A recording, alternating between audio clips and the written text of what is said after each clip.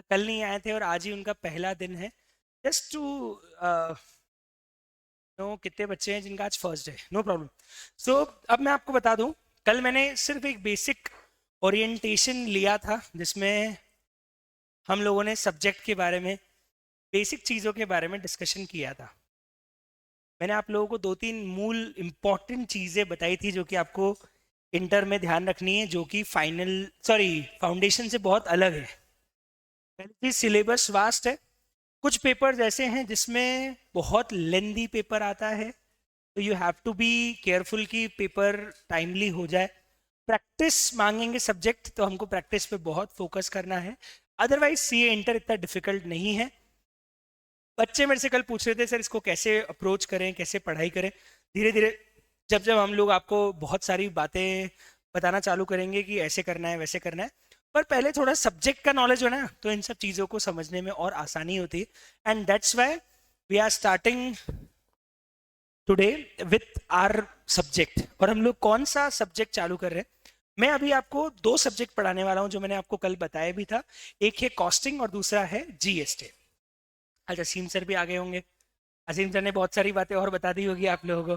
क्या बताया, कुछ एक्स्ट्रा एड ऑन क्या बताया? नहीं नहीं चाचू अच्छा ठीक है।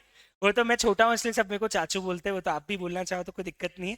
आप मेरे को निखिल भी बोल सकते हैं, आप मेरे को चाचू भी बोल सकते हैं, आप मेरे को जो बोलना चाहो बोल सकते हो, कोई दिक्कत नहीं है। अब सर नहीं भी बोलोगे तो चलेगा, मेरे को सर सुनने में थोड़ा ऐसा लगता है जैसे उम्र दराज हो गया हूँ मैं। तो आप सर नहीं बोलोगे तो चलेगा, निखिल भी बोलोगे तो चलेगा, चाचू भी बोलोगे तो चलेगा, no problem in that. Now the point is कि साहब मैं जो दो सब्जेक्ट आपको पढ़ाने वाला हूँ, the very first subject is cost accounting and second subject is GST.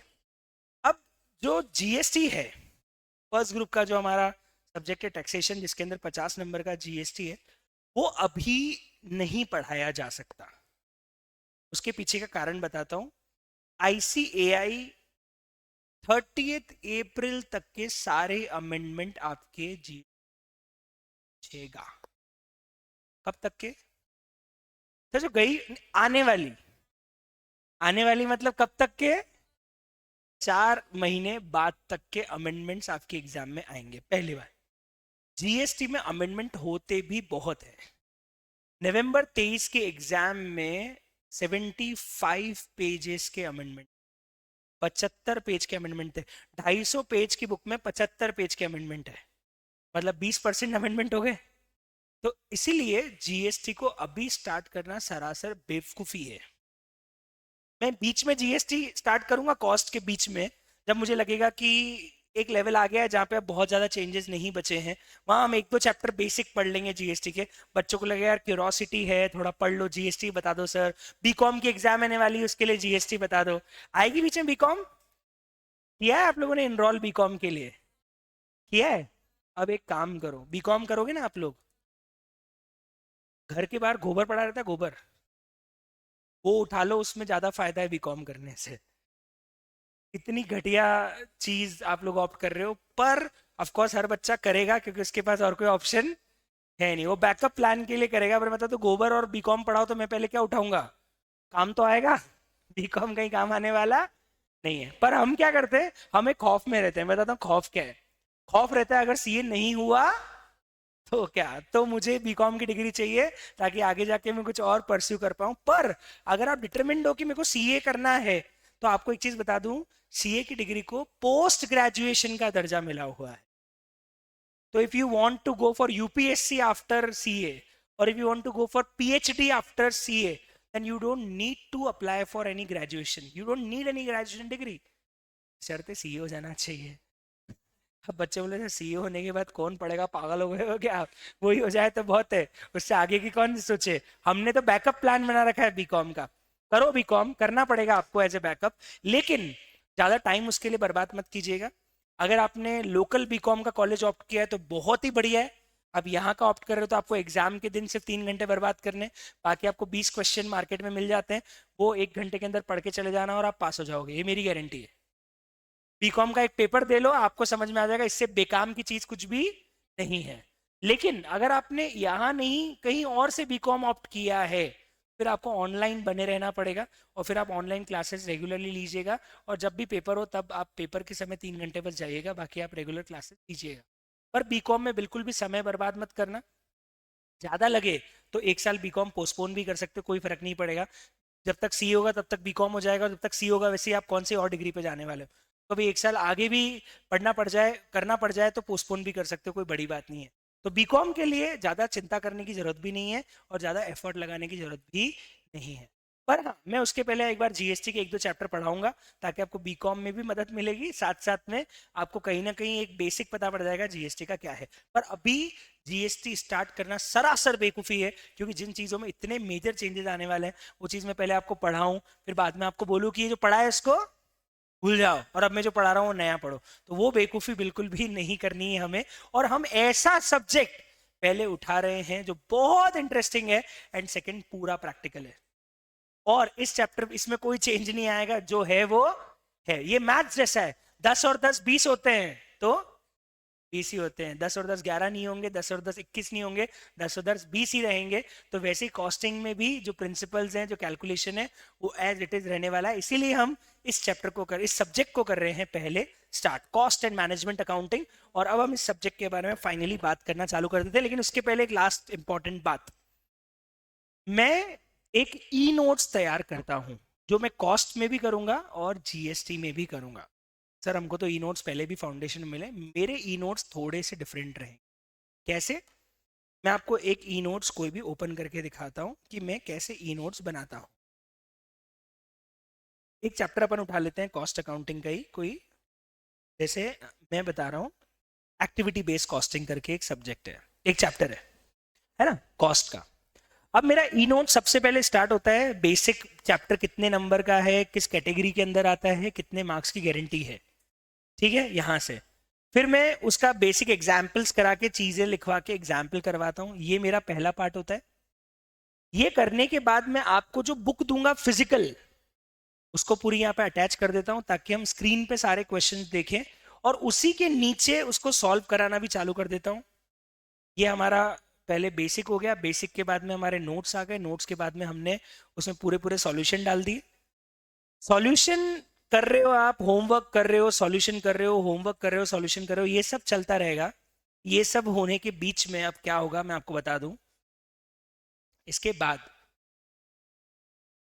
इस नोट्स में वो नहीं आया, वो शायद दूसरे नोट्स में चला गया, मैं दूसरे कोई नोट्स दिखा देता हूँ कि उसके बाद उसमें क्या होगा। जैसे बजट का है, नोट्स ओपन कर लेता हूँ। तो जैसे पहले वही चला हमारे नोट्स, लिखा हुआ नोट्स, उसके बाद मैंने डाल दी इसके अंदर अपनी बुक। ये पूरी नोट्स आ गए, नोट्स के बाद में नीचे बुक भी के आ गई, बुक के क्वेश्चंस आने चालू हो जाएंगे।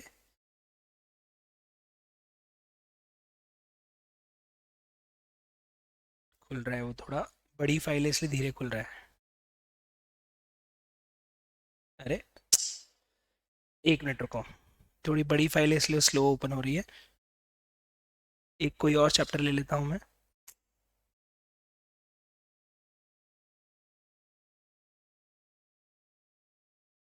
इतनी शांति, एक काम करो मेरे पे आके माले टांग दो। अरे मैयत में जिस तरह से बैठे हो ना तुम लोग, बैठा भी सही जगह हूँ मैं, बस तस्वीर पे माला टांगनी बाकी है ना। तो एक्चुअली वो डाउनलोड हो रहे नोट्स, बहुत बड़ी फाइल है तो डाउनलोड होने में टाइम ले रही है। ये नहीं है, हाँ वही हार टांगना, वही माला टांगना, वही बात कर रहा हूँ मैं, एक ही बात है। ये रहा, जैसे देखिए ये मैंने पूरे एग्जाम्पल्स कराए कॉपी में, उसके बाद मैंने इसमें अटैच कर दिए नोट्स। नोट्स चलते रहेंगे, नोट्स के साथ साथ आपके होमवर्क क्वेश्चन भी इसी में रहेंगे और मैं आपके इसके सॉल्यूशन करवाता रहूंगा। ये देखो, ये होमवर्क के सॉल्यूशन भी अटैच करते जाऊंगा, मतलब आप जो होमवर्क कर रहे हो ना उसके सॉल्यूशन भी हम बच्चे की कॉपी से मंगवा के मैं अटैच करते जाता हूँ, ताकि ढीले ढाले लोगों को अगर से 4 महीने बाद रियलाइज हो कि हे भगवान मैंने क्या कर दिया और अब मुझे पढ़ना है, तो कम से कम उसके पास ये सारा रिकॉर्ड ई नोट्स के अंदर मिल जाए उसको। तो न केवल क्लास वर्क के सारे सॉल्यूशन, होमवर्क तक के सारे सॉल्यूशन आपको इस ई नोट्स के अंदर अटैच मिलेंगे। सर ये तो ठीक है, उसके बाद और क्या, ये सब होने, ये देखो होमवर्क के सारे सॉल्यूशन में साथ साथ में इसमें अटैच भी करते जा रहा हूँ। ये सब होने के बाद इसी नोट्स के अंदर में एक और चीज़, ये होमवर्क पूरे सॉल्यूशन मैंने अटैच कर दिए। इसके बाद मैंने इसी नोट्स के अंदर मॉड्यूल भी अटैच कर दिया। तो हम इसी मॉड्यूल में सारी चीज़ें लिखना चालू करेंगे कि मॉड्यूल में क्या क्या पढ़ने का है, कौन कौन से क्वेश्चन पढ़ने के। मैं उनकी भी मार्किंग इसके अंदर डाल देता हूँ पूरी। कि क्वेश्चन नंबर 1 जैसे मैंने यहाँ पे लिखा हुआ है, नोट्स का इलिस्ट्रेशन 13 है। तो कई बार क्या होता है, हम बताते हैं आप लोगों ने अभी तक क्या एक गलती करी है। सर पहले हमने क्लास के नोट्स किए फाउंडेशन में, फिर हमने मॉड्यूल उठाया। तो कई बार ऐसा हुआ कि क्लास के नोट्स करने के बाद मॉड्यूल का क्वेश्चन किया और उसके बाद रियलाइज हुआ कि सेम क्वेश्चन तो डबल मेहनत हो गई, फोगट की डुप्लीकेसी हो गई। फिर हमने पास्ट एग्जाम उठाया तो रियलाइज हुआ वही क्वेश्चन, मतलब एक ही वेराइटी का क्वेश्चन आपने कितनी बार सॉल्व कर लिया और इस चक्कर में आप ज्यादा वेराइटी नहीं कर पाए। और दैट इज वाई मैं जनरली क्या करता हूं, मैं आपको हर क्वेश्चन की मार्किंग करवा देता हूं कि कौन सा क्वेश्चन मॉड्यूल में और नोट्स में सेम है और सिमिलर नेचर का है। जैसे इलिस्ट्रेशन 2 ऑफ मॉड्यूल, नोट्स का इलिस्ट्रेशन 13 है। जब आपने मार्किंग देख ली ना, तो अब आपको पता है मेरे को मॉड्यूल इलिस्ट्रेशन वापस करने की जरूरत नहीं, क्योंकि नोट्स में इलिस्ट्रेशन 13 ऑलरेडी। तो आपका रिपीटेशन पहली बात सबसे ज्यादा बच गया।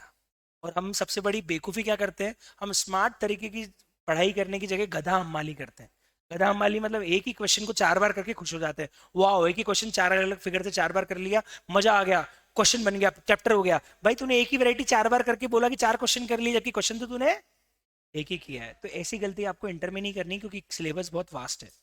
तो मैं ई नोट्स के अंदर आपको पूरी मार्किंग करवा दूंगा, कौन से नोट्स का कौन सा क्वेश्चन कहाँ पे कवर है मॉड्यूल में और कहाँ पे कवर है नोट्स के अंदर। वो सारी की सारी चीजें हम लोग इसके अंदर मार्क करते जाते हैं।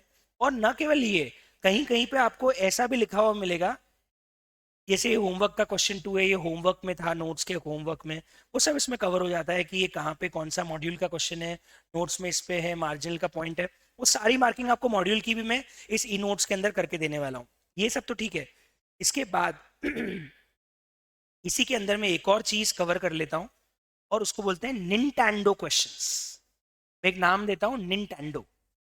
निंटेंडो का फुल फॉर्म है नो नीड टू डू। जैसे ये क्वेश्चन, मैं यहाँ पे निंटेंडो भी लिख सकता था, मैंने रेप्लिका लिख दिया, इस जगह मैं यहाँ पे लिख सकता NNTDO।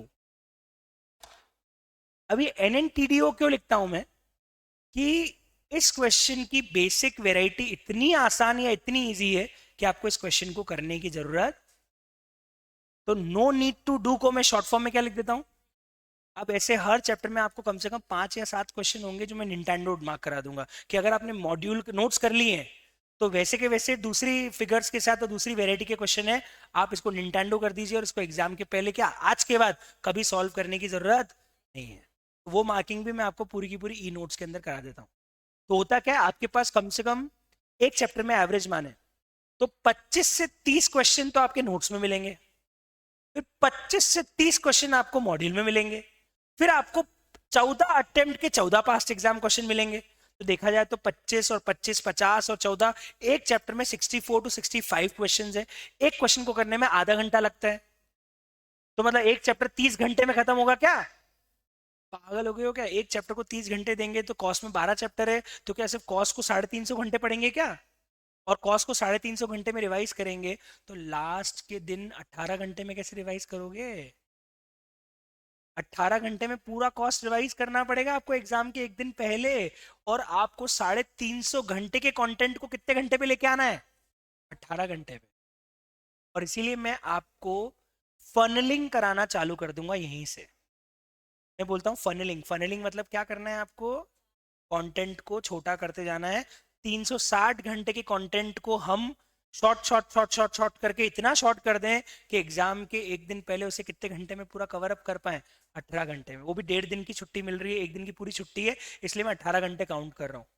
1.5 दिन आपको पढ़ने को मिलेगा, एग्जाम आने के पेपर देने के बाद अगले दिन की छुट्टी मिलेगी, उसमें आप 12 घंटे उस दिन पढ़ोगे और एक दिन पहले और एक दिन बाद 4-4 घंटे और पढ़ोगे, ऐसे 18 से 20 घंटे पढ़ोगे। उस 20 घंटे में आपको 300 घंटे के कंटेंट को समाना है, शॉर्ट करना है, तो आपको फनलिंग करनी पड़ेगी टॉपिक वाइज। और उसका एक हेल्प मैं भी कर देता हूं, मैं आपको नोट्स में पूरी मार्किंग कराता हूं कि कौन कौन से क्वेश्चन रिपीटेटिव है। उन क्वेश्चन को आपको नहीं करना, वो क्वेश्चन आप पूरी तरह से स्किप कर सकते हो। निंटेंडो हो जाएंगे, रेप्लिका क्वेश्चंस आ जाएंगे, no need to do questions हो जाएंगे, सिमिलर क्वेश्चंस हो जाएंगे। ये सारी चीजें पास्ट एग्जाम के लिए भी कराऊंगा आप। और एक सबसे शानदार बात, क्यों कॉस में बच्चों को शानदार मार्क्स आते हैं, सब क्यों 95 100 एक्सपेक्ट करते हैं, इस बार बच्चों के कम आए लेकिन हर बार आते हैं इतने मार्क्स, क्योंकि मैं क्लास में ही पूरे नोट्स, पूरा मॉड्यूल, पूरा पास्ट एग्जाम करा दूंगा। पूरा 14 एग्जाम हुई है अभी तक इंटर की, 14 के 14 एग्जाम पेपर के क्वेश्चन हम लोग क्लास में करते हैं। तो 14 एग्जाम्स के क्वेश्चन, पूरा नोट्स, पूरा मॉड्यूल, और उसके बाद अगर कुछ बचा कुचा रह गया तो मैं टेस्ट के अंदर पूछ लेता हूं। तो आपके पास कुछ भी नहीं बचता है जो कॉस के अंदर आपने अभी तक नहीं पढ़ा हुआ हो, ना कोई कॉन्सेप्ट, ना कोई क्वेश्चन छूटता है। तो आपको बस मेरे इन ई नोट्स को फॉलो करना है, और आपको रिवीजन जब भी करने बैठना है तो ये ई नोट्स आपको उठाने हैं, और ये ई नोट्स से आपको अपनी बुक के अंदर मार्किंग करनी है, और उसी हिसाब से आपकी पूरी की पूरी रिवीजन स्ट्रैटेजी होनी चाहिए। ये आप कब करोगे? पहले रिवीजन और दूसरे रिवीजन में। अब मैं आपको बता दूं, मैं आपको एग्जाम के पहले एक और शानदार चीज देने वाला हूं, और वो मैं बोलता हूं हाउ टू प्रिपेयर। इस हाउ टू प्रिपेयर में मैं हर चैप्टर के, जैसे एक चैप्टर मैंने उठाया है, हर चैप्टर के सिर्फ वो क्वेश्चन कर ले दे देता हूं कि अगर आपने सिर्फ ये कर लिए तो आपका एग्जाम का पूरा प्रिपरेशन हो गया। जैसे इस चैप्टर में अगर मैं मॉड्यूल में गिनूं तो टोटल मिला के अप्रोक्सीमेटली 40 क्वेश्चन है, नोट्स में 40 क्वेश्चन है, और एग्जाम के 14 क्वेश्चन है। उनमें से मैंने सिर्फ कौन कौन से क्वेश्चन बता दिए कि तुम सिर्फ ये करके जाना, इसके अलावा मत करके जाना, टू डू बिफोर एग्जाम्स। ये भी मैं अलग से दूंगा, हर चैप्टर का दूंगा कि आप सिर्फ ये करके चले जाना। और मैं बता दूं, बच्चों की फीडबैक है मेरे पास कि सर इसके बाहर से कुछ भी नहीं आता है, कुछ भी नहीं आता है जो टू डू बिफोर एग्जाम में देता हूँ ना। पर ये सिर्फ पहले रिवीजन में नहीं अप्लाई करना है, ये आपको सेकेंड और थर्ड रिवीजन में अप्लाई करना है।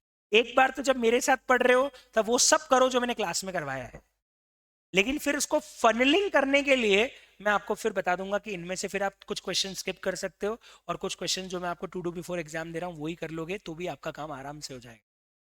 तो वो भी मैं आपको हेल्प करूंगा एग्जाम के पहले, कि आपको हर चैप्टर का टू डू लिस्ट दे दूं कि आप सिर्फ ये भी कर लोगे, क्योंकि मुझे पता है कि 18 घंटे में आपको 12 चैप्टर निपटाने हैं। एक चैप्टर के लिए एवरेज 2 घंटे भी नहीं आपको मिलेंगे, तो एक चैप्टर को 2 घंटे में खत्म करने के लिए नंबर ऑफ क्वेश्चन बहुत कम करने पड़ेंगे, और इसीलिए आपको मैं एक टू डू लिस्ट देता हूँ पूरी की पूरी, कि आप वो कर लेना, दैट्स इट। उससे आपका एग्जाम का पूरा प्रिपरेशन हो जाएगा। और बच्चों का फीडबैक भी बहुत अच्छा आता है कि सर पूरा आपने जो बताया था उसमें से आया है, इस बार भी आया था। चेकिंग थोड़ी टफ हुई, अदरवाइज पेपर तो बहुत इजी थे, इसलिए 85 पर अटक गई गाड़ी, अदरवाइज 95 आराम से जाते हैं पेपर। तो आपको ये भी फॉलो करना पड़ेगा।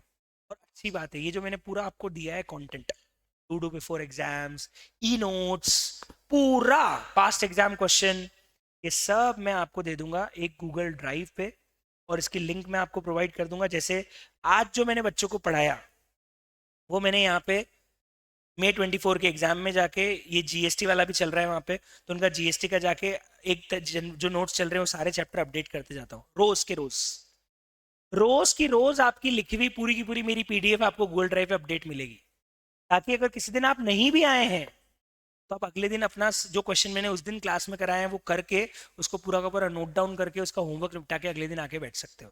और अगर आपका चैप्टर छूटा है तो आपको लिखने का इतना कंजट पालने की जरूरत नहीं है, ई नोट्स में आपको पूरा का पूरा एक एक चीज जो क्लास में डिस्कस हुई है लिखी लिखाई मिल जाएगी। तो मैं क्या चाहता हूँ, आप स्मार्ट स्टडी करो। अभी तक हमने 11th-12th के अंदर गधा हमाली की है, पता है क्या? पहले रफ में लिख रहे हैं, फिर सजा सजा के उसको फेयर में लिख रहे हैं, फिर उसके लिए एक शॉर्ट नोट्स अलग बना रहे हैं, उसके लिए ये अलग कर रहे हैं, सारा टाइम बनाने में लग रहा है, दिमाग में कुछ भी नहीं जा रहा है। हमारा फोकस ये नहीं होना चाहिए कि हम अच्छा कंटेंट तैयार करें, हमारा फोकस होना चाहिए कि हम उसको इस तरीके से तैयार करें कि वो चीज लास्ट के दिन 18 घंटे के अंदर खत्म हो जाए। ऐसा नहीं है एक एक थ्योरी के अंदर बैठ के पहले रफ में लिख रहे हैं, घर जाके एक एक चीज को सजा सजा के 6 पेन लगा के नोट्स में लिख रहे हैं। कोई भी आदमी ये नहीं करेगा आज से कि रफ कॉपी अलग बनाएगा, फेयर कॉपी अलग बनाएगा। सी इंटर में आ गए हो अब आप ऐसी हरकत करोगे नहीं, क्योंकि आपके पास इतना टाइम ही नहीं है करने के लिए। अभी लगेगा 1 महीना कि कर लेते हैं, टाइम ही टाइम है, उसके बाद क्या करोगे? उसके बाद नहीं कर पाओगे, आप समय ही नहीं बचेगा। आपको घर जाके 4 घंटे पढ़ना रहेगा, और 4 घंटे का समय आपके पास बचेगा ही नहीं, फिर आप करोगे क्या? क्या रफ फेयर करने बैठोगे क्या? तो ये रफ फेयर वाला लफड़ा आज से बंद, बिल्कुल भी नहीं मत करना, स्पेशली गर्ल्स। लड़के तो एक कॉपी बना ले वो बड़ी बात होती है, एक पेन ले आए वो बड़ी बात होती है ना? लेकिन हम ये 6-6 पेन से जो कॉपियां सजाते हैं, जो करना है क्लास में लेके बैठो। सर मुझे 4 पेन से लिखना है, लिखो, क्लास में लिखो। हाइलाइटर लिखना है, यहीं लेके बैठो, टेबल पे सजा के बैठो कि सर हेडिंग लिखा रहे इस पेन से। पर घर पे जाके सारे काम में समय व्यर्थ नहीं करना है। घर पे हम आपको एक्स्ट्रा टास्क देंगे ना, हम आपको रोज का होमवर्क देंगे, हम आपको टेस्ट के लिए प्रिपरेशन देंगे, वो करो ना। ऐसी फालतू चीजों में आपको समय व्यर्थ करने की जरूरत नहीं है। बॉयज तो वैसे ही नहीं करते हैं। दिक्कत किसके साथ है? सर हमें वो ओसीडी है अलग तरह का, है ना। वो ओसीडी जो है अलग, वो ओसीडी घर छोड़ के आना, आप यहाँ पे मत लगाना। स्पीड मेंटेन करनी पड़ेगी, और स्पीड मेंटेन करने के लिए इतना सजा सजा के नोट्स बनाने की जरूरत नहीं है। तो I will be giving you the link of this GST Google Drive from where you can regularly download all these notes, और रेगुलरली अपडेट होगी, रोज अपडेट होगी, और रोज का रोज कंटेंट आप घर पे लिख सकते हो अगर यहाँ पे कुछ लिखना रह जाए तो। अदरवाइज ये ई नोट्स की लिंक आपको एग्जाम तक रहेगी, एग्जाम के बाद तक भी रहेगी। आपको जब लग रहा है कि सर ये सर के ई नोट से मैं एक बार देख लूं कि मेरा पूरा का पूरा चैप्टर रिवाइज हुआ है कि नहीं हुआ है, कुछ छूट तो नहीं गया है, आपको इस ई नोट से सब कुछ मिल जाएगा। आ रही बात समझ में? चलिए, तो ये था how we will be like हम कॉस्ट को कैसे पूरा का पूरा कवर करने वाले हैं। अब मैंने सिर्फ पर्टिकुलर हमारे सब्जेक्ट की बात करी, हर टीचर आपको अलग स्ट्रेटजी से पढ़ाएगा, पर मैं कॉस्ट के अंदर क्लियरली बता रहा हूं कि रफ फेयर कॉपी बनाने की बिल्कुल भी जरूरत नहीं है। मेन फोकस हमारा स्पीड मेंटेन करने पे रहेगा। और मैं बता दूं, मेरी स्पीड अच्छी है। अच्छी है मतलब बच्चे बोलते हैं सर हम बाकी टीचर्स को 2x पे सुन सकते हैं, आपको नहीं सुन सकते। मेरी स्पीड अच्छी है, तो आपको उस स्पीड, ऑप्टिमम स्पीड पे रहना पड़ेगा, क्योंकि मेरे सब्जेक्ट में स्पीड मांगता है। तो मैं स्लो स्पीड करके नहीं पढ़ा सकता, मैं स्लो स्पीड करके आपको सॉल्व नहीं करा सकता, क्योंकि आप एग्जाम में स्लो रह जाओगे। तो you should maintain A proper speed. आप मुझे 2x पे नहीं देख पाओगे, आप मुझे 1.5x पे ही देख पाओगे। रिकवरी लेक्चर का भी देखना भी रहा आपको, तो 1.5 के ऊपर आप मेरे को नहीं ले जा पाओगे। मेरा वो सारा का सारा हिंदी चाइनीज में कन्वर्ट हो जाएगा, मैंडेरियन में हो जाएगा। तो पॉइंट ये है कि आपको मेरी स्पीड को कोप अप करके चलना पड़ेगा, पर मजा बहुत आएगा। नींद नहीं आने दूंगा, इस बात की मेरी गारंटी है। एंजॉय और बहुत ज्यादा फन होगा क्लास में, इस बात की मेरी गारंटी है। लेकिन हम सबसे पहले चालू करते हैं हमारे सब्जेक्ट के बारे में, और मैं नए ई नोट्स बना लेता हूं हमारे, ताकि हम लोग आज का हमारा सब्जेक्ट स्टार्ट कर पाए। और करते हैं मुहूर्त। मैं पंडित जी से समय लेके आया था, उन्होंने बोला था 137 पे एग्जैक्ट चालू कर देना। तो ये लो सर, फर्स्ट इंट्रोडक्शन। कौन सा अटेम्प्ट है? मई 25 की नवंबर 24? नवंबर 24। अच्छा ठीक है ना, ओके। ओके चलिए, तो हम चालू करते हैं हमारा सब्जेक्ट, और पहले चैप्टर के पहले इंट्रोडक्शन टॉपिक से मैं बात स्टार्ट करने वाला हूँ। We are starting with cost accounting. आपके ग्रुप 2 का पहला सब्जेक्ट है। कुछ बच्चे ऐसे हैं जो बोल रहे हैं ग्रुप 1 दूं, ग्रुप 2 नहीं दूं। आप इस बार के बच्चे जो पास हुए ना, उनसे एक बात करना, जिन्होंने सिर्फ सिंगल ग्रुप दिए ना, मोस्टली फेल हो गए। जिन्होंने बोथ ग्रुप देने की हिम्मत करी, मोस्टली पास हो गए। इस बार बोथ ग्रुप में पास आउट रेशियो ज्यादा है, ग्रुप 1 का पास आउट रेशियो कम है। और दूसरी बात, अब आपके पास 8 सब्जेक्ट नहीं बचे। इन बच्चों ने 8 सब्जेक्ट दिया, आप कितने सब्जेक्ट दोगे? 6। आपके सिलेबस के सामने इनका सिलेबस 75% रह गया है। 35% सिलेबस कम हुआ है, 10% सिलेबस ऐड हुआ है। नेट नेट 75% सिलेबस ही आपके पास बचा है। समय उतना ही है। इनके बेचारों के पास एमसीक्यू नहीं थे, आपके पास एमसीक्यू भी है। इसलिए प्लीज एक ग्रुप पे फोकस मत करना, प्रैक्टिकली सोचो। 9 महीने तक कोचिंग करके सिर्फ और सिर्फ 3 सब्जेक्ट का प्रिपरेशन करोगे, तो ये 9 महीने में आप इतना सारा समय आपका व्यर्थ कर दोगे, तो बाद में जाके आपको लगेगा कि यार मैंने क्यों नहीं 2 3 सब्जेक्ट और कर लिए। और ग्रुप 2 में कॉस्ट अकाउंटिंग ऐसा सब्जेक्ट है जो सेट ऑफ दिलाएगा आपको ग्रुप 1 में। आपको इसमें 80 नंबर टारगेट करना है, 90 टारगेट करना है, 80 प्लस स्कोर कर लिया तो इसका सेट ऑफ आपको फर्स्ट ग्रुप में काम आएगा। और अगर आपने एक ही ग्रुप दिया तो दूसरे ग्रुप का सेट ऑफ नहीं मिलता है उसमें, फिर आपको एक ग्रुप में ही आपका एवरेज करना पड़ेगा। इन दोनों ग्रुप में ऐसे कई मार्कशीट दिखा दूंगा। फर्स्ट ग्रुप में 188, सेकेंड ग्रुप में 212। एग्जैक्ट कितने पे पास हुए? 400। आपके लिए अब 600 हो गया, पहले वो 800 था। एग्जैक्ट 400 पे पास हुए। क्यों? उनको फर्स्ट ग्रुप का सेट ऑफ सेकेंड ग्रुप से मिल गया। तो इसीलिए ग्रुप सेट ऑफ का बहुत बड़ा फायदा मिलता है। 9 महीने हैं अभी, बहुत समय है। आपको थोड़े बाद दिन रियलाइज होगा कि यार मैं 9 महीने में कर क्या रहा हूँ। ये 3 सब्जेक्ट तो रोज के 4 घंटे में खत्म हो जाते हैं। 4 घंटे कोचिंग और 2 घंटे पढ़ के से 6 घंटे ही पढ़ोगे क्या दिन भर? बाकी क्या करोगे? आप सीए करने आए हो ना, हॉस्टल में रह रहे हो, 6 घंटे पढ़ के खत्म 24 में से? कॉस्ट नहीं। और इसीलिए मैं सबको रेकमेंड करूंगा बोथ ग्रुप की प्रिपरेशन स्टार्ट करो, और बोथ ग्रुप का ही टारगेट सबसे पहले लेके चलो, सेट ऑफ का भी फायदा मिलेगा। एंड अगर आप यहाँ पे रोज 8 घंटे बैठने को तैयार हो और आपके दिमाग में यही है कि मुझे बस अब अगले 9 महीने में सीए पे ही फोकस करना है, तो आपको बोथ ग्रुप के लिए ही तैयारी करनी चाहिए। बोथ ग्रुप का पास आउट रेशियो ज्यादा रहता है हमारे यहाँ से as compare to only giving group 1। आ रही है बात समझ में? तो चलिए साहब अब हम चालू कर रहे हैं। और ये है आपका होमवर्क की सेपरेट कॉपी बनानी है? बिल्कुल भी नहीं, मैंने अभी तो समझाया आदित्य, सब कुछ एक ही कॉपी में चलेगा। तुम्हारा कीचड़ कचरा फांदा सब एक कॉपी के अंदर आएगा, कोई दो कॉपी नहीं बनेगी, कॉपी एक ही बनेगी और एक जैसी 4-4 कॉपियां भरेगी। क्योंकि अभी मैं कॉपी भरवाना चालू करूंगा ना, सिर्फ कॉस्ट में 4 कॉपी भर जाएगी आपकी। 200 पेज की 4 कॉपी भर लोगे आप कॉस्ट के अंदर। इतना कुछ है हमको पढ़ने के लिए। ठीक है, तो लेट्स बिगिन, हम लोग करते हैं चालू। और सबसे पहले कॉस्ट अकाउंटिंग सब्जेक्ट की बात की जाए तो 100 मार्क्स का सब्जेक्ट है। इसमें 30% एमसीक्यू भी कवर है, पर वो आते प्रैक्टिकल से ही है। तो एमसीक्यू मतलब अल्टीमेटली करना अपने को प्रैक्टिकल क्वेश्चन ही है, कोई बहुत बड़ा फर्क पड़ने वाला नहीं है एमसीक्यू से। और ये पूरा 100 मार्क्स का प्रैक्टिकल सब्जेक्ट है। 120 मार्क्स का पेपर, क्वेश्चन पेपर आता है। इसमें एक ऑप्शनल क्वेश्चन होता है और वो ऑप्शनल क्वेश्चन थियरी का होता है, और बच्चे मोस्टली वो क्वेश्चन छोड़ के चले जाते हैं क्योंकि थियरी में आप अच्छा स्कोर कर ही नहीं सकते। अगर किसी को 90 प्लस मार्क्स चाहिए तो मैं बोलूंगा थियरी का क्वेश्चन अटेम्प्ट ही मत करना, बेटा 90 प्लस स्कोर ही नहीं कर पाएगा क्वेश्चन में, क्योंकि थियरी के क्वेश्चन में आपके मार्क्स फुल कभी भी नहीं मिलते।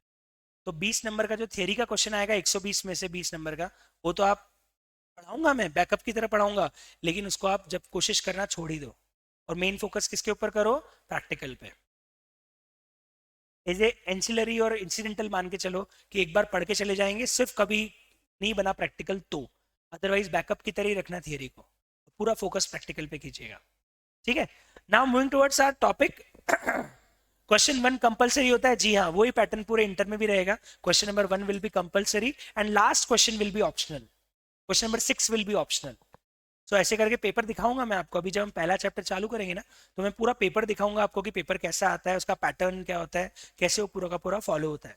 ठीक है, हम वो सब चीजें डिस्कस करेंगे, लेकिन अभी सबसे पहला सवाल आता है, सर आप इस सब्जेक्ट के बारे में फाइनली हमको बताना चालू कर दो। तो हम सबसे पहले एक शब्द के बारे में बात करते हैं, वो है कॉस्ट। हिंदी में कोई मेरे को, मैं अभी जैसे ही पूछूंगा ना कॉस्ट क्या होती है, बहुत सारे बच्चे बोले सर लागत होती है लागत। तो मैंने बोलूँगा चलो बेटा इंग्लिश ट्रांसलेशन की क्लास के भी पैसे दे दो अलग से। हम यहाँ पे कॉस्टिंग थोड़ी पढ़ने आए, हम तो इंग्लिश हिंदी ट्रांसलेशन समझने आए हैं। मुझे ये मत बोल देना कि कॉस्ट मतलब लागत होती है, क्योंकि ये तो मेरे को भी पता है कि हिंदी में कॉस्ट को लागत बोलते हैं। मुझे ये जानना है आप लोगों से कि कॉस्ट का सिंपल भाषा में क्या मीनिंग निकल के आता है, क्या किसे आप कॉस्ट बोलते हो? लागत तो हिंदी में बोल दिया, वो नहीं चाहिए मुझे। यस वीर जी बताइए।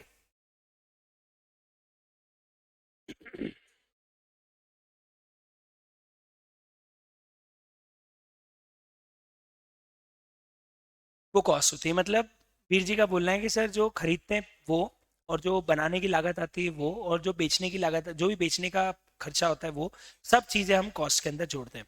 ठीक है, और कुछ ऑनलाइन, एक ऑनलाइन आंसर आ रहा है, any expenditure made for purchasing of assets. पहली बात तो ये आंसर ही गलत है। असेट परचेज को कॉस्ट मान लोगे? मैंने एक मशीन खरीदी जो 10 साल चलेगी तो मेरे लिए वो कॉस्ट हो गई? नहीं, ये गलत हो जाएगा। रिसोर्सेज को प्रोक्यूर करने के चार्जेस, एक बोल रहा है प्रोडक्शन एक्सपेंस। एक काम करो, सब लोग आंख बंद करो, आंख बंद करो, और 1 मिनट के लिए मैं जब बोल रहा हूँ कॉस्ट कॉस्ट कॉस्ट कॉस्ट, आंख सबकी बंद होनी चाहिए, किसी की आंख खुली हुई दिक्कत हो जाएगी उसको, एक आंख बंदी हो जाएगी उसकी परमानेंटली, तो आंख बंदी रखना। अब मुझे बताओ कॉस्ट को देख के आप क्या इमेजिन कर पा रहे हो जब कॉस्ट बोल रहा हूं मैं आपको?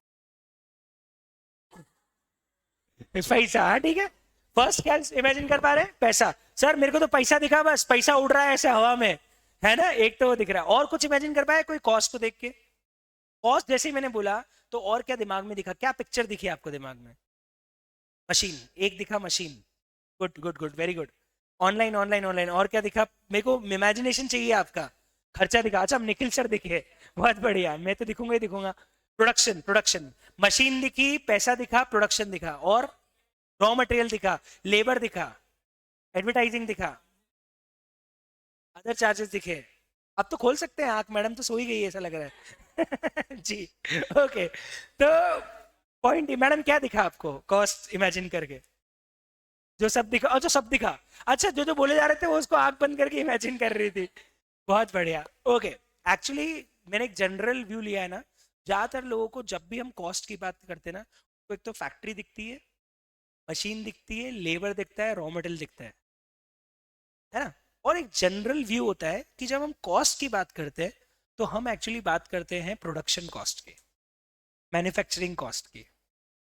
अब इसी पॉइंट ऑफ व्यू और इसी थॉट प्रोसेस को थोड़ा सा मुझे बदलना है। मैं एक बहुत अच्छे एग्जाम्पल से इस बात को समझाने की कोशिश करूंगा, मुझे जस्ट एक सेकंड दीजिए, मैं इंटरनेट कनेक्ट करके आपको एक चीज दिखाऊंगा और मैं आपको एक बहुत ही इंपॉर्टेंट चीज बताना चाहता हूँ। अपन एक एग्जाम्पल लेते हैं, एग्जाम्पल के लिए अपन चलते हैं इंटरनेट कनेक्ट करके ऑनलाइन और देखते हैं भैया कुछ इंटरेस्टिंग सी बात। चलो अपन करते हैं शॉपिंग, और मैं आपको शॉपिंग के लिए ले चलता हूं एलवी के बैग की तरफ। लुई वितो नाम सुना है? चलो आज उसी का बैग खरीद लेते हैं अपन, कोई दिक्कत थोड़ी है, अपन अभी खरीद लेते हैं, ठीक है? चलो अभी सिर्फ आप देखना बैग,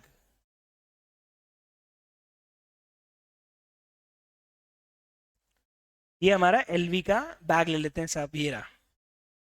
लूप होबो के नाम से उनका ब्रांड का बैग है, और ये लोग तो प्राइस भी नहीं बताते हैं, पर ये बैग है। अब लड़की पे ध्यान मत देना, फिर बोल रहा हूं मैं, ध्यान पूरा बैग पे होना चाहिए, नहीं तो मैं लड़की हटा दूंगा, पहले ही बता रहा हूँ, ठीक है? बैग दिख रहा है आपको? यस। ये जो बैग है, ऐसा बैग राजवाड़ा पे भी मिल जाता है है ना? ओके, अब एक मिनट मैं आपको इस बैग का कहीं से ढूंढ के प्राइस निकाल के देता हूँ कि इसका बैग जनरली होता कितने का होगा। अपन एलवी के बैग का प्राइस निकालते हैं, एलवी बैग ऑनलाइन शॉप करते हैं। क्या होता है, कई सारे डीलर्स जो एलवी का बैग भी सेल करते होंगे, ओरिजिनल वाला, डुप्लीकेट तो देखने ही मत, बहुत मिलेंगे फर्स्ट कॉपी। ये रहा, ये रहा, ये ओरिजिनल ही लग रहा है। बस कुछ नहीं, 2,22,000 का है और 4,500 रुपए की डिलीवरी, बस। ऐसे कुछ बैग था ना।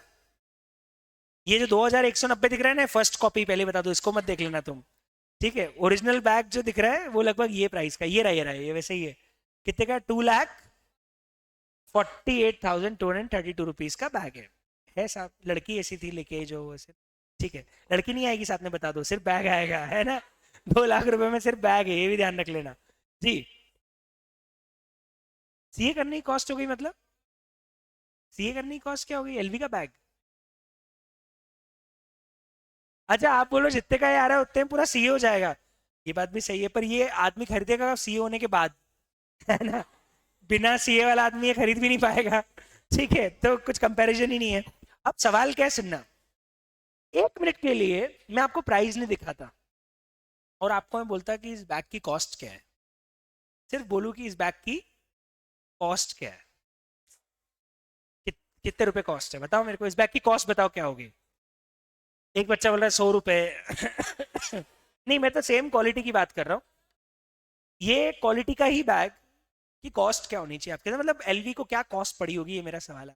एक जनरल अंदाजा लगाओ ना, एक मोटा मोटा अंदाजा तो लगा सकते हैं ना हम लोग। एक मिनट, एक मिनट, एक मिनट लगा, तुम कैसे बोल रहे हो रे? तुमको कुछ पता है क्या लेडीज बैग के बारे में? इधर बात करेंगे पहले, पता कुछ भी नहीं है बोले जा रहे। मैं ऐसी मजाक करता रहूंगा, सीरियसली मत लेना, है ना? रुको, पहले हम थोड़ा फीमेल्स से बात करते हैं, क्योंकि फीमेल्स को थोड़ा ज्यादा आइडिया है, और आपको आइडिया तभी होगा जब आपने किसी और के लिए शॉपिंग करी होगी। लेदर का पता है, चलो लेदर का पता है भाई साहब, लेदर का बताना चाहते हैं। लेदर का पता है, लेदर का कितने का होगा लगभग लेदर?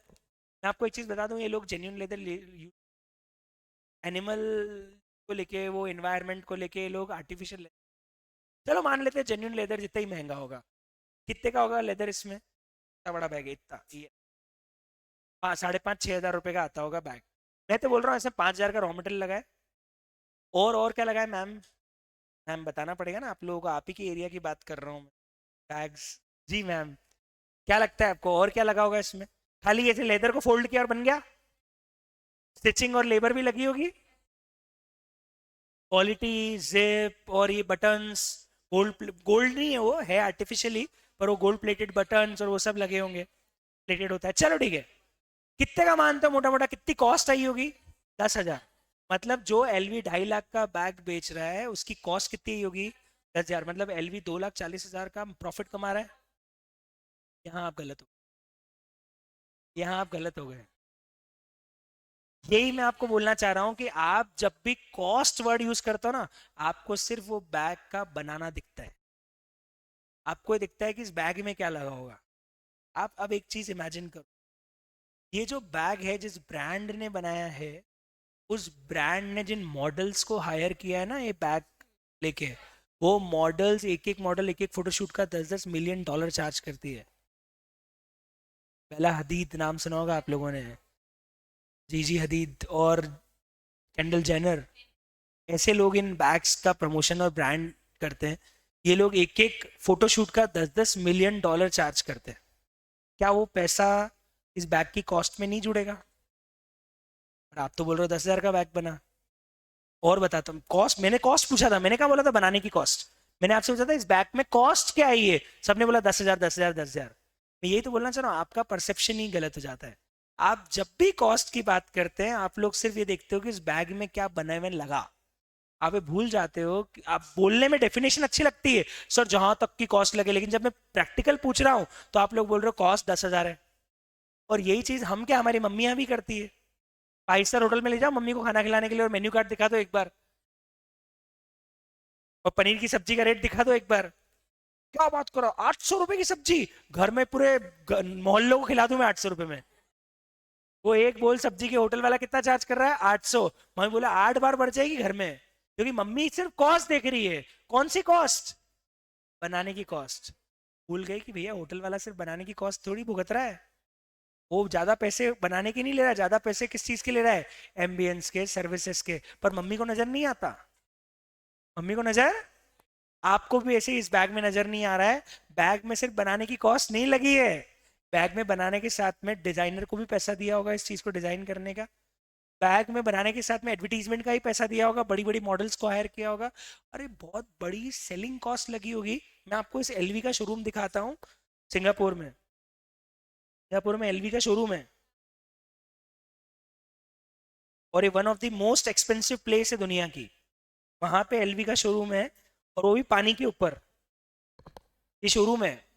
और ये शोरूम ऐसा नहीं है कि एक दुकान है, 10 फ्लोर की बिल्डिंग है, और वो भी पानी के ऊपर है। ये एलवी का शोरूम है, और इसमें मैं अंदर जाके देखा हूँ एक्चुअल में, टोटल मिला के 12 तरह के बैग, 6-7 तरह के जूते, और 12-15 तरह के टी शर्ट और कपड़े रखे हुए थे बस पूरे शोरूम में। मतलब पूरे शोरूम में इतना सामान था, 10 फ्लोर के शोरूम में, जितना एक इस रूम के अंदर आराम से आ जाए। पर ये लोग लग्जरी फील करवाने के लिए दूर दूर रखते हैं। फिर एलवी के शोरूम में एक और रूल है, आप ऐसे जाके बाय नहीं कर सकते। आपको सोफे पे बिठाया जाएगा, आपको बढ़िया वहां पे खिलाया पिलाया जाएगा, और वेटिंग कराया जाएगा जब तक कोई सेल्समैन खाली नहीं हो जाता।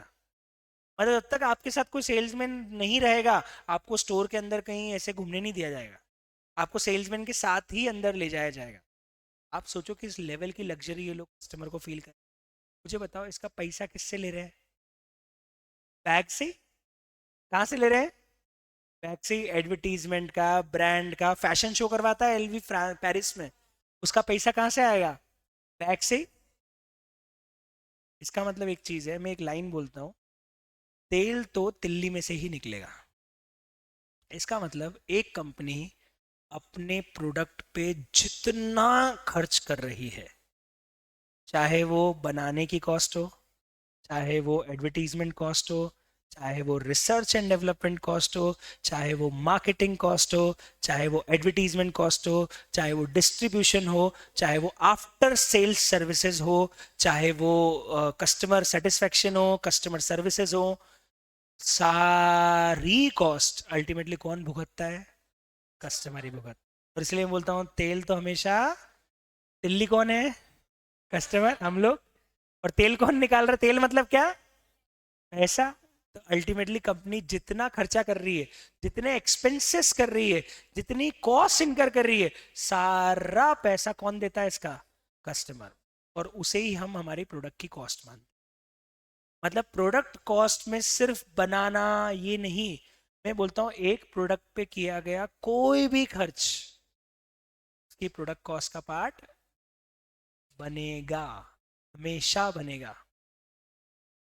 क्या ये बात आपको समझ में आ रही है? तो मेरे हिसाब से इस एग्जाम्पल से एक बहुत इंपॉर्टेंट बात समझ में आ रही है कि हम प्रोडक्ट कॉस्ट किसे मानेंगे। और अब मैं फाइनली लिखवाना चालू करता हूँ कि exactly what is product cost.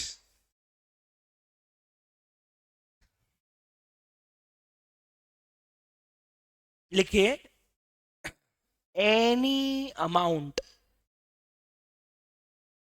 और expenditure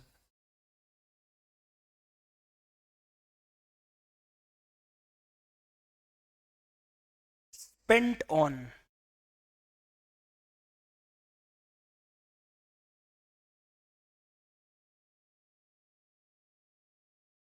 any product or services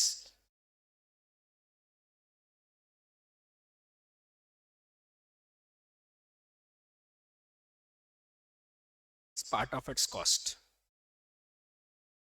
कोई भी अमाउंट अगर आपने किसी प्रोडक्ट या सर्विसेज पे स्पेंड किया है, खर्च किया है, तो वो आपकी कॉस्ट का पार्ट बनेगा।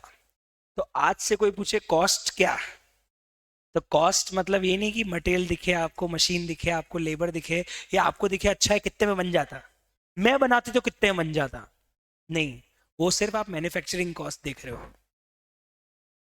आप ये नहीं देख रहे हो कि उस कंपनी ने इस लेवल पे एक्सपैंड करने के लिए और इतने बड़े ब्रांड को बनाए रखने के लिए, इतने बड़े लेवल पे अपनी गुडविल क्रिएट करने के लिए क्या क्या नहीं खर्च किया होगा। पर वो सारा खर्चा निकालेगी किससे? कस्टमर से।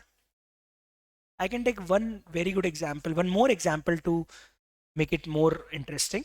देर इज ए एक बच्चे को इंडिया में एक बीमारी हुई थी, और उस बीमारी का इतनी रेयर डिसीज थी कि आई थिंक पूरे इंडिया में शायद 100 लोगों को भी, 100 बच्चों को भी बीमारी नहीं होगी पूरे इंडिया में। उसका इंजेक्शन का पेटेंट सिर्फ एक कंपनी के पास था यूएस में, और वो इंजेक्शन था 16 करोड़ रुपए का। कितने रुपए का? 16 CR, 16 करोड़। अब उस बच्चे का वो फंड रेजिंग हुआ, एक्टर्स और स्टार्स अपने फंड रेज किया, और 16 करोड़ रुपए इकट्ठे करके वो इंजेक्शन कोट करके लगा भी दिया।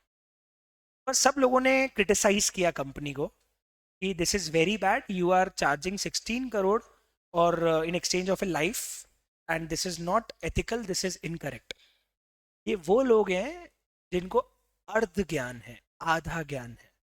क्योंकि मैं बताता हूँ उस कंपनी ने 16 करोड़ क्यों चार्ज किए। उस कंपनी ने 5 साल तक उस पर्टिकुलर पेटेंट के ऊपर रिसर्च की है यूएस में। कम से कम 500 से 1000 करोड़ रुपए खर्च किए उस कंपनी ने, उस पूरी फैक्ट्री को सेटअप करके, रिसर्च करके, इतना सारा प्रोडक्ट डिजाइन करके, उसको पूरा 5 साल तक का खर्चा किया उस कंपनी ने। उसका पेटेंट लिया है। और पूरे दुनिया में कस्टमर कितने हैं? तो कितने हैं? कितने हैं? अगर मान लो उस कंपनी ने 5 साल तक हर साल 500-200 करोड़ रुपए भी खर्च किए होंगे रिसर्च पे और इन सब चीज़ों पे, तो 1000 करोड़ खर्च कर चुकी है अभी तक। और उनको पता है पूरी दुनिया में कस्टमर 100 है, जिसमें से शायद 50 तो अफोर्ड भी नहीं कर सकते। तो मुझे बताओ, उस रिसर्च कॉस्ट को अल्टीमेटली पर प्रोडक्ट निकाली जाए तो एक एक इंजेक्शन पे रिसर्च कॉस्ट ही 10 करोड़ हो गई। एम आई राइट और रॉन्ग? तो फिर 16 करोड़ कहाँ गलत ले लिए? लोग क्या सोचते हैं, वो चीज 16 करोड़ में बनती है क्या? चांद से थोड़ी लेके आ रहे हैं, तोड़ के ला रहे हैं क्या चांद जो 16 करोड़ का है? 16 करोड़ की कोई चीज होती है क्या?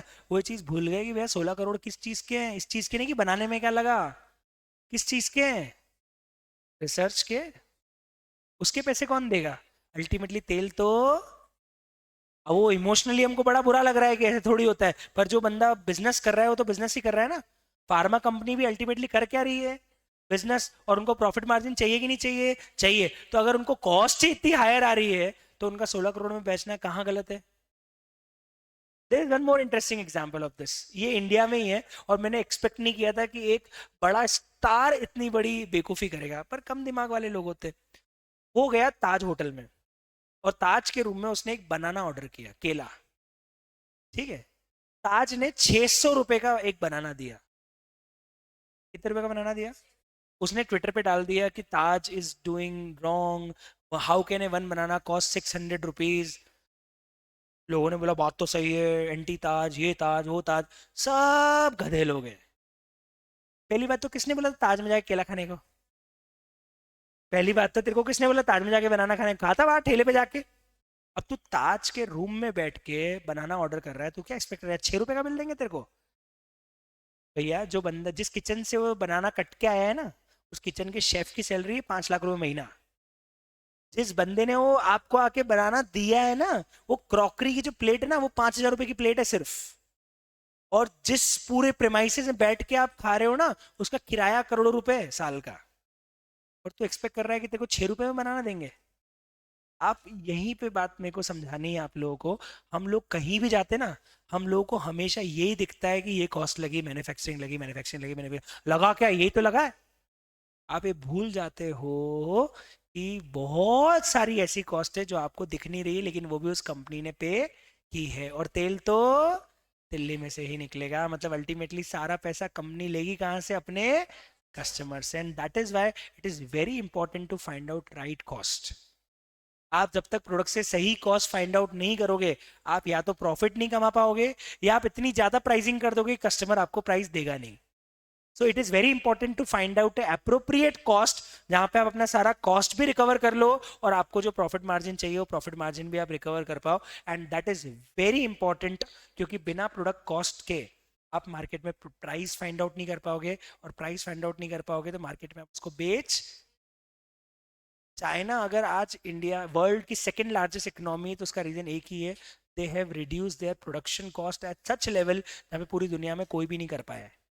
उन्होंने क्या किया? उन्होंने ऐसी कॉस्टिंग टेक्निक्स लगाई कि उससे उन्होंने अपनी कॉस्ट को, अपनी प्रोडक्शन कॉस्ट को, अपनी इनडायरेक्ट कॉस्ट को, अपने ओवरहेड्स को, अपने अदर खर्चों को इतना कम कर दिया, और लेबर कॉस्ट को इतना चीप कर लिया कि पूरी दुनिया का सारा प्रोडक्शन अब कहाँ हो रहा है?